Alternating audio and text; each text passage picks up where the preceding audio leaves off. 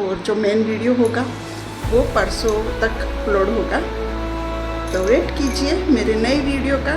तब तक के लिए बाय बाय, गुड नाइट।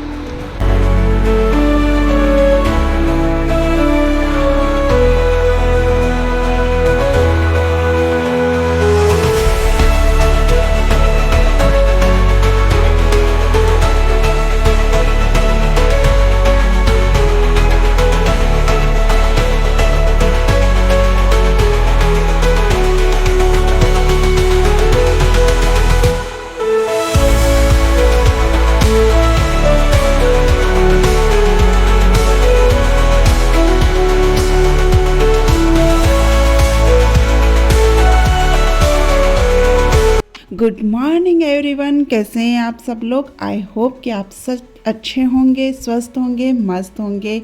और आज है संडे का दिन। बच्चों के एग्ज़ाम ख़त्म हो चुके हैं और उनके अभी है वो हॉलीडेज़ चल रहे हैं। लगभग अप्रैल तो उनका स्कूल वापस लगेगा, लेकिन फ़िलहाल एक वीक का भी उनको ब्रेक मिल गया है। और मैं सुबह सुबह आज अपने थोड़ा सा डस्टिंग वगैरह करके और जल्दी से नहा के नीचे आ चुकी हूँ। पूजा वगैरह भी सब हो चुकी है और अभी मैं खाने की तैयारी कर रही हूँ। आज सब कुछ बहुत स्लो चल रहा है क्योंकि बच्चे भी बहुत लेट उठे थे और आज नरेश का भी ऑफिस का काम नहीं है तो वो भी फ्री है और मेरे भी काम है वो थोड़े से स्लोली अब चल रहे हैं। तो मैं आ गई हूँ यहाँ पर किचन में और आज मैं बनाने जा रही हूँ चने की दाल, जो कि माँ जी को बहुत पसंद है। और उसी के साथ में मैं बनाऊंगी राइस। तो ये राइस और चने की दाल जब मैं सुबह आई थी चाय बनाने के लिए तभी मैंने दोनों को भिगोकर छोड़ दिया था, ताकि जब मैं किचन में आऊँ तब तक ये रेडी रहे बनाने के लिए। तो यहाँ पर मेरे जो राइस है वो भी भीग कर एकदम से रेडी हैं और चने की दाल भी अच्छे से भीग चुकी है। तो अभी मैंने एक तरफ तो राइस चढ़ा दिए हैं और दूसरी तरफ है वो मैं चने की दाल बना रही हूँ। तो यहाँ पर माँ जी मेरे पास आ चुके हैं, वो चेक कर रहे हैं कि मैंने अभी तक बनाया है कि नहीं। लेकिन वो बोल रहे हैं आज संडे है तो तुम सब ढीले हो और अभी मुझे भूख लगी है। तो मैंने बोला माँ जी थोड़ा सा वेट कर लो, मैं अभी बना दूँगी, मेरे को ज़्यादा टाइम नहीं लगेगा। राइस मैंने रख दिए हैं और आटा भी गूंथ के मैंने रख दिया है, सिर्फ दाल बनने की देर है। तो मैं दाल को फ्राई कर लूँ और थोड़ा कुकर में जल्दी सीटी लग जाएगी। तो आप थोड़ा सा वेट और कर लो, फिर हम सब खाना खाएंगे। आज बच्चे लेट उठे थे तो बहुत काम धीरे चल रहा है, तो उन्होंने बोला कोई बात नहीं। फिर वो मेरे से यहाँ पर बातें करने लग गए और वो देख रहे थे मैं कैसे क्या करती हूँ और अपनी बातें बता रहे थे। ऐसा ही होता है जब एक एज हो जाती है, बूढ़े हो जाते हैं ना, तो वो किसी न किसी को ढूंढते रहते हैं ताकि वो उनसे बात कर सके। लेकिन पहले है इनका जो टाइम पास है वो बच्चों में हो जाता था, लेकिन आज तो हम सबको पता ही है कि बच्चे मोबाइल को बिल्कुल भी छोड़ते नहीं हैं और या फिर वो इतना इंटरेस्ट लेके बुज़ुर्गों के पास में नहीं बैठते हैं और या फिर उनको टाइम ही नहीं रहता है। मेरे बच्चों का तो अभी एग्ज़ाम ख़त्म हुआ है लेकिन उनको बिल्कुल भी हैबिट नहीं है कि वो इनके पास बैठें, क्योंकि मोबाइल ही नहीं छूटता है किसी के हाथ से। तो अभी माँ जी को मैंने यहाँ पर चेयर ला दी कि माँ जी आप मेरे पास बैठ जाओ और अपनी बातें करते रहो। मैं अभी आपके लिए जल्दी से दाल छौंक देती हूँ, ज़्यादा टाइम नहीं लगेगा। राइस बन के एक साइड में रेडी हो चुके हैं और दाल को मेरे को अभी कुकर सिर्फ बंद करना है और उसके बाद में सिर्फ रोटियाँ सेक के देनी है, तो जल्दी ही हो जाएगा। तो इस बीच है वो माँ जी मेरे से बातें कर रहे थे और कुछ अपनी सुना रहे थे। उनके पैरों में बहुत दर्द रहता है और यही प्रॉब्लम है वो पापा जी के भी है। तो अभी मैंने रोटियां सेकनी चालू कर दी हैं। पहले तो माँ जी है वो काफ़ी घूम फिर लेते थे, इधर उधर घूमते रहते थे। मेरे और मेरे देवर का जो घर है वो एकदम से पास में अटैच ही है। तो माँ जी और पापा जी है वो उनके लिए स्पेशली बाहर एक रूम बना के दिया हुआ है और उधर टीवी लगाया हुआ है और वो दोनों उधर ही बैठे रहते हैं और उधर ही उनका टाइम पास अच्छे से होता है। और जब उनको कुछ खाना पीना रहता है या उनका कुछ मन में रहता है तो वो आ जाते हैं मेरे पास में। तो मेरा घर थोड़ा सा पीछे होने की वजह से इधर आता जाता कोई दिखता नहीं है, तो उनका टाइम पास इतना अच्छे से होता नहीं है। मैं भी अपने कामों में लगी रहती हूँ, नरेश ऑफिस का काम करते हैं, बच्चे स्कूल चले जाते हैं और बाद में थोड़ा रेस्ट करके अपनी स्टडी करते हैं।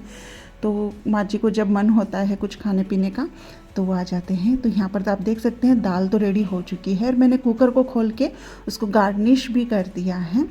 तो मैंने माँ जी को बोल दिया कि माँ जी खाना रेडी है, अभी आप खा सकते हो। और माँ जी ने बोला कि मैं यहाँ नहीं बैठ सकती हूँ, मुझे खाने में प्रॉब्लम होगी, तो मैं हॉल में जाती हूँ, तुम वहीं पर मेरे लिए लेके आ जाओ।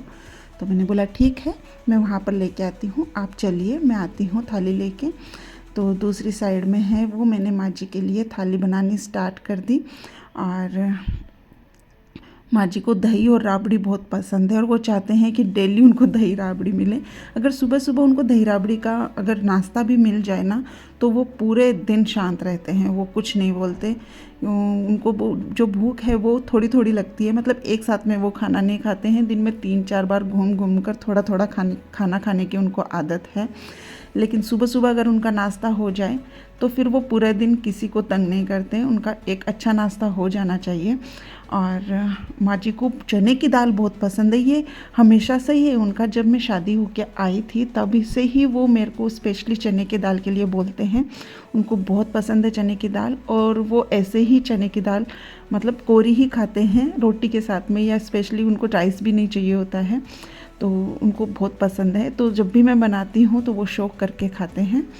तो माँ जी है वो बता रहे थे कि उनके घुटनों में बहुत दर्द हो रहा है और उनसे चला नहीं जाता, इसलिए वो ज़्यादा आ नहीं रहे हैं। तो मैंने उनको वही बोला कि आपको जब भी कुछ खाने का मन हो तो मुझे बोल दिया करो। वैसे नरेश है वो, उनको फ्रूट्स वगैरह तो उधर ही दे के आ जाते हैं, लेकिन उनका जब कुछ खाने का मन होता है तो वो इधर ही आते हैं, क्योंकि इधर गर्मा गर्म उनको मिल जाता है। तो मैंने उनकी थाली रेडी कर दी है और अभी वो हॉल में जा रहे हैं। और मैंने उनको राइस, दाल, दही और राबड़ी और साथ में एक है वो रोटी सेक कर दे दी है। तो अभी मैं जा रही हूँ उनके लिए खाना लेके। तो बच्चे आज आए नहीं, न ही नरेश आए, तो ठीक है, आज सबसे पहले माँ जी ही खाना खा रहे हैं, क्योंकि इनका रूटीन कभी गड़बड़ नहीं होता है, ये अपने रूटीन के हिसाब से चलते हैं। लेकिन बच्चे और नरेश का रहता है कि छुट्टी वाले दिन वो बहुत ढीले चलते हैं, लेकिन हमारा कभी नहीं होता है। मैं तो अपना रूटीन वैसे ही रखती हूँ जैसा हमेशा रहता है। तो माँ जी को यहाँ पर दाल राइस बहुत पसंद आए। प्रिंकल आ चुकी है तैयार होके, और उसने भी दाल राइस लिया और वो आज खुश है क्योंकि उसको भी दाल राइस बहुत पसंद है। यहाँ पर है वो, माँ जी बोल रहे थे कि आज तूने दाल बहुत अच्छी बनाई है। तो मैंने बोला माँ जी आप कुछ बोलो मेरे बारे में, लेकिन वही है, वो थोड़े पुराने लोग हैं, उनसे नहीं बोला जाता है। तो उन्होंने सिर्फ इतना बोला कि मैं तो तेरे बारे में क्या बोलूँ, तेरे हाथ का मुझे बहुत पसंद है। तो इतना वो बोल के अपना खाना खाने लग गए। तो ठीक है चलो, माँ जी ने तो खाना खा लिया है और नरेश और हंसिका अब दोनों बच्चे हैं। तो गाइस खाने का काम तो सारा हो चुका था और बहुत धीरे धीरे हुआ, क्योंकि आज सबकी छुट्टी थी, संडे था, तो सब धीरे धीरे मौज में थे अपने, और धीरे धीरे सब अपना काम कर रहे थे। बच्चों की तो एग्ज़ाम हो ही चुकी है, वो अपने मस्ती में थे। नरेश का भी ऑफिस का काम नहीं था तो वो भी अपने मस्ती में थे। तो सब ने बहुत धीरे धीरे खाना खाया और बहुत ही धीरे धीरे मेरा काम भी ख़त्म हुआ। और नरेश को मैंने सुबह 2 बार मार्केट भेजा था किसी काम के लिए, क्योंकि मेरा पता ही है अभी गणगौर का एक शूट लेने वाली थी मैं, लेकिन उसकी तैयारियां अभी तक कंप्लीट नहीं हुई। मैंने 2 बार उनको मार्केट भेजा और दोनों ही बार मेरे मनपसंद चीज़ नहीं आई। तो अभी वो बोले कि मैं अभी वापस तीसरी बार मार्केट नहीं जाऊंगा, और तुम्हें जो लेना है मैं तुम्हें मोटरसाइकिल पर लेके जाता हूँ, बाइक पर, तुम अपना पसंद कर लो। तो फिर मैंने बोला ठीक है। तो अभी शाम के बज रहे हैं 5 लगभग, और नरेश ने बोला चाय बना लो। तो चाय बनाने के बाद में चाय पीकर फिर हम चलते हैं। तो मैं अभी जाऊंगी उनके साथ में मार्केट, और देखते हैं जो मुझे चाहिए वो मिलता है कि नहीं, क्योंकि मैंने ऑनलाइन भी ऑर्डर नहीं किया था। सोचा मिल जाएगा यहाँ पर, ऐसी उम्मीद थी मुझे, लेकिन अभी नहीं मिलेगा। तो मुझे जो चीज़ अवेलेबल है उसी से काम निकालना होगा। होप कि अच्छा ही होगा सारा। और फिर कल के लिए मैंने ये सब डिसाइड किया था कि सारा अच्छे से हो जाए, कल का दिन अच्छा है। लेकिन कल है वो कुछ प्लम्बिंग का काम है, कुछ इलेक्ट्रिशियन का काम घर में आ गया है अर्जेंटली, और वो करवाना ही पड़ेगा। तो कल उनको बुलाया हुआ है, अगर वो आ जाते हैं तो मुझे फिर से कल का काम, कल एकदम से अपना काम है वो वापस पेंडिंग रख के नेक्स्ट डे पर टालना होगा। अदरवाइज़ वो नहीं आते हैं किसी वजह से, तो मैं ये कल अपना गणगौर वाला काम है वो करूँगी, शूट है वो, और जल्दी ही आपके सामने वीडियो भी आ जाएगा। तो हम पीते हैं, अभी बनाती हूँ मैं जल्दी से चाय, और फिर जाते हैं मार्केट, देखते हैं कि मुझे जो चाहिए वो मिलता है कि नहीं। मैं आने के बाद में ज़रूर आपके साथ में शेयर करूँगी। तो चलिए चलते हैं चाय पी के मार्केट। तो मैं जा रही हूँ नरेश के साथ में मार्केट। तो जो चीज़ें मुझे चाहिए थी वो तो मैं लेके आ गई हूँ, लेकिन कुछ चीज़ें तो मुझे अभी भी वहाँ पर नहीं मिली थी। तो जो मेरे गणगौर ईसर थे उनके जो कपड़े थे वो मुझे इतने अच्छे नहीं लग रहे थे और काफ़ी डस्ट में हो गए थे, बड़े हुए थे इसीलिए, और दूसरा फिनिशिंग भी अच्छी नहीं थी, तो मुझे नहीं अच्छा लग रहा था। तो मैंने सोचा कि मैं इनके लिए कुछ नया सील देती हूँ।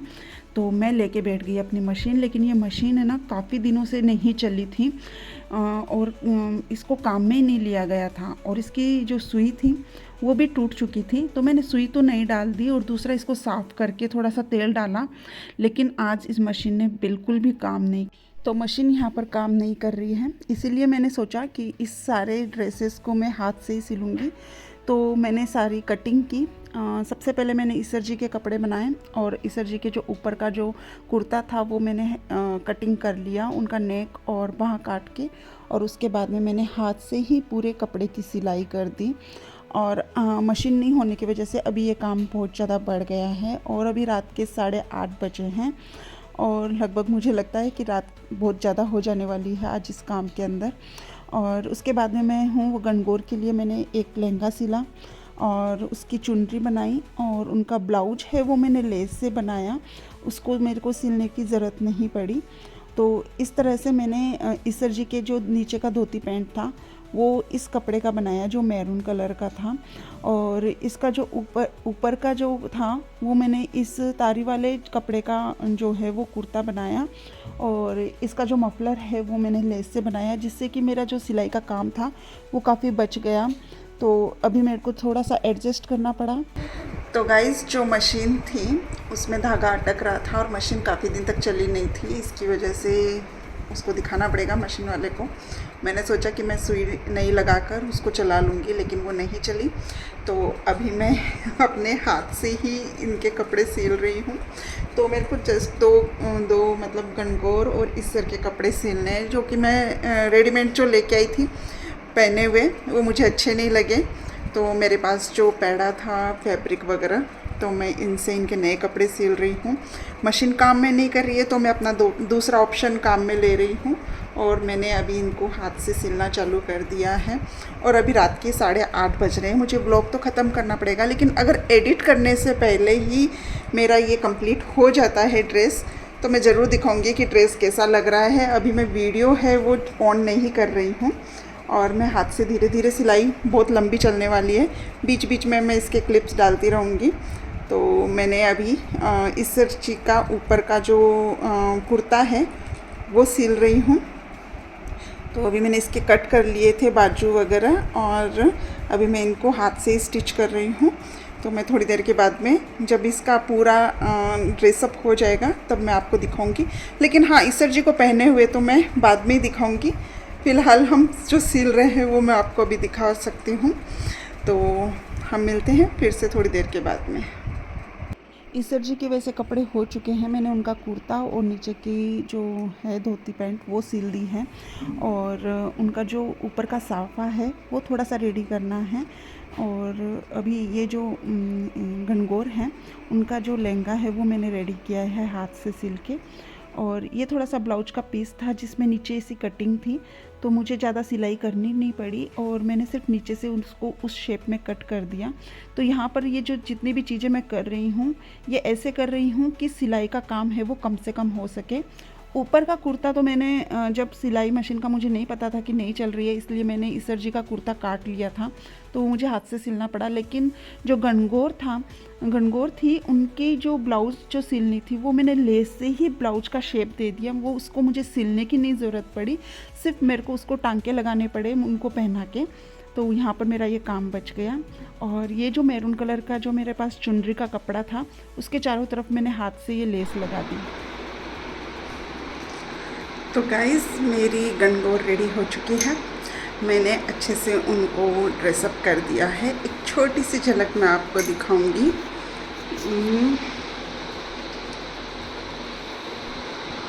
और ज़्यादा मेन वीडियो में तो मैं अभी जा रही हूँ, रात के 11:30 बजे हैं, और अभी नींद आ रही है, तो हम कल मैं करूँगी इसका शूट, तो हो सके तो हम शूट का भी एक वीडियो बना लेंगे। और जो मेन वीडियो होगा वो परसों तक अपलोड होगा, तो वेट कीजिए मेरे नई वीडियो का। तब तक के लिए बाय बाय, गुड नाइट।